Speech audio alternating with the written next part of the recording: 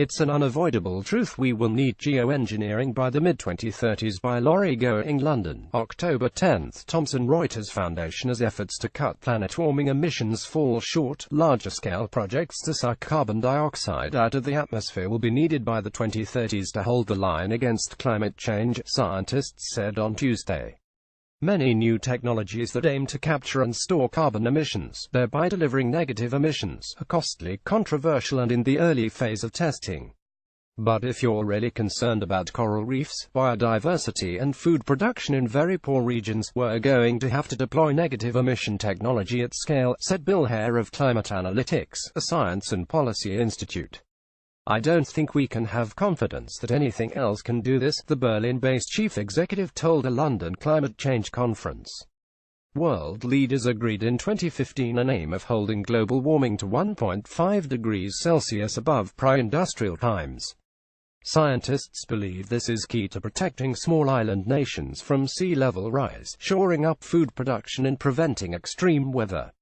Carbon-sucking technologies may even be needed to hold the planet to a less ambitious 2 degrees Celsius of warming, said scientists at Chatham House, a British think tank.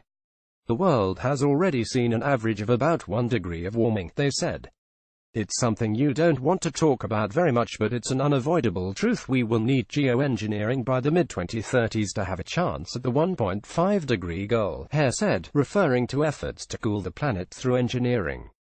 These ideas include planting carbon-absorbing forests across large areas, then harvesting the wood for energy and pumping the emissions produced underground, a process likely to feature in an Intergovernmental Panel on Climate Change report next year.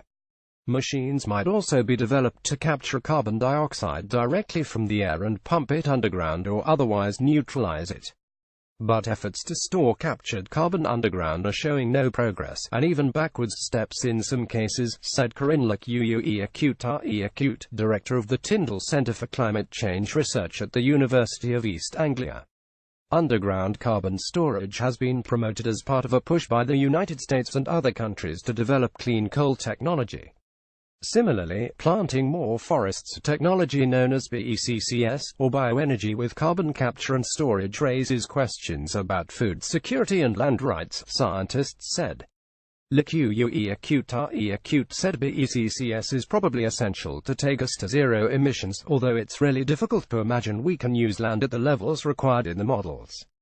She called for experts to focus on proven approaches, such as improving energy efficiency, promoting cleaner transport, eating less meat and scaling up renewable energies. Many experts fear that launching costly negative emissions technologies could reduce the pressure to act swiftly to cut emissions now. Reporting by Laurie Goering at Laurie Goering, editing by Katie Mijiro.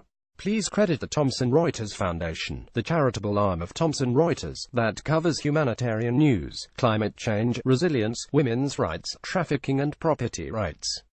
Visit http://news.trust.org. Climate Hour Standards. The Thomson Reuters Trust Principles.